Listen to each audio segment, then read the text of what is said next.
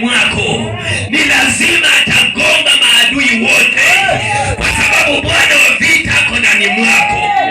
Wewe ni nyundo. Nyundo ndio hiyo. Unajua nyundo mjinga? Unaielewa? Nyundo mjinga unaielewa? Mama nyundo mjinga hii. Hii kuyanga majina. Kuyanga majina. Bana kanyuno huko msumata. Kama mama ndo kadetao. Hiyo hapana. Naongea nyundo mjinga. Iligonga mara moja kwisha. Ya kai ni yopa nende yopa habi. Kai ni yopa habi nende nyundo. Nyundo mjinga hii. Mbona mzoma zinda kana mzoma manyina kana. Amen.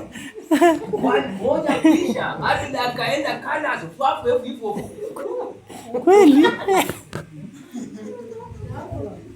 Bwana sifiwe. Amen. Bwana yu tayari kukutengeneza kuwa nyundo. Amen. Lakini kabla haujakuwa nyundo lazima urejeshwe.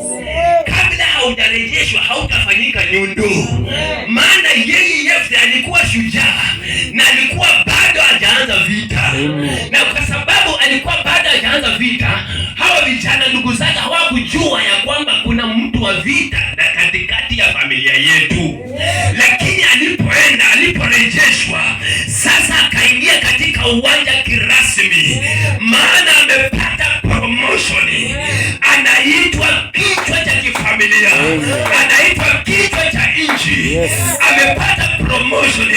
Wakati unatupwa, Mungu anakupa promotion, anakutoa chini na kuinua juu.